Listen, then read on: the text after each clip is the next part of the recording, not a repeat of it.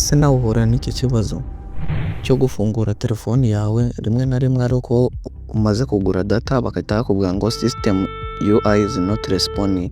Ese iki kintu giterwa n'iki? Muri ino video ngiye kukwereka uburyo ushobora kubikemura kuri telefoni yawe bitakugoye.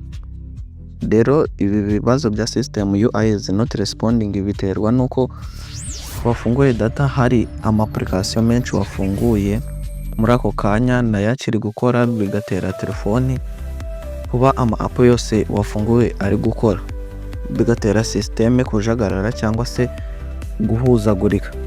Rero nyemerera tubane muri ino video nkwereka uburyo wabyikemurira akantu ku kandi kuri telefoni yawe. Nimba uri mushya hano ngaha aribwo kigera kuri ino channel, tuguhaye ikaze ndetse wiyandikisha ku muryango wacu wa Optic VFX ukanda subscribe, like yo nizere ko wamaze kwikanda. Igitekerezo ufite cyangwa ikibazo umanuka ugishyira muri comment, hanyuma ngiye mujye kubana nyita Optic kanze nkwereka ukuntu bikorwa.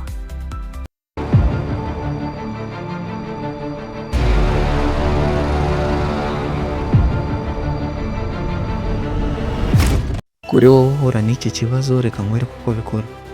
Fata telefoni yawe hanyuma ushake app yawe ya setting, numara kuyikandaho uhita uza aho ngaho kuri search, usacingemo ijambo system UI,